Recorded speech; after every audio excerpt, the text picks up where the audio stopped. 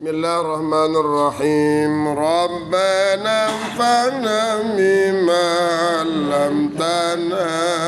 ربي علمنا الذي ينفعنا ربي فقنا وفقي أهلنا وقرابات لنا في ديننا ما أهل القدر أنثى وذكر ربي وفقنا ووافقهم لما ترتدي قولا وفعلا كرما وارزق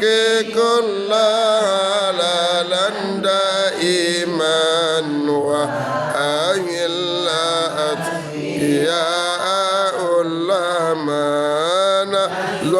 بالخير ونكفى كل شر ربنا أصل لنا كل سوء وأكر بالرضا منك العيون واقضي أن ربنا